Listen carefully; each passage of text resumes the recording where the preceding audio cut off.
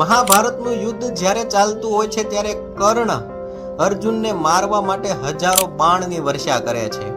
હજારો બાણ અર્જુન ઉપર છોડી દે છે ત્યારે તેમાંનું એક બાણ ભગવાન શ્રી કૃષ્ણની છાતી ઉપર લાગી જાય છે અને આ છાતી ઉપર લાગેલા બાણને જોઈને તેના રથની ઉપર જે ધ્વજા હતી તેની ઉપર બિરાજમાન હનુમાનજી મહારાજ પ્રગટ થાય છે. હનુમાનજી મહારાજનું આવું રૌદ્ર સ્વરૂપ જોઈને પાંડવો અને કૌરવોની સેના નાશ ભાગ કરવા લાગે છે, આમ તેમ ભાગવા લાગે છે. અને જ્યારે કર્ણ હનુમાનજી મહારાજનું આવું સ્વરૂપ જોવે છે ત્યારે કર્ણ અને તેનો સારથી થરથર કાપવા લાગે છે. તેની અંદર ભયનો માહોલ સર્જાઈ જાય છે.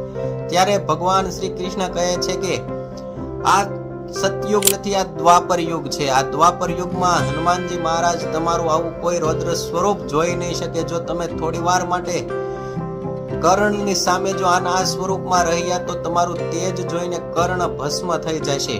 એટલે તમે પોતે પાછા તમારી ધ્વજામાં બિરાજમાન થઈ જાઓ. એટલે ભગવાનની વિનંતી સાંભળીને હનુમાનજી મહારાજ પાછા પોતાની ધ્વજામાં બિરાજમાન થઈ ગયા. આવું રૌદ્ર સ્વરૂપ હતું હનુમાનજી મહારાજનું.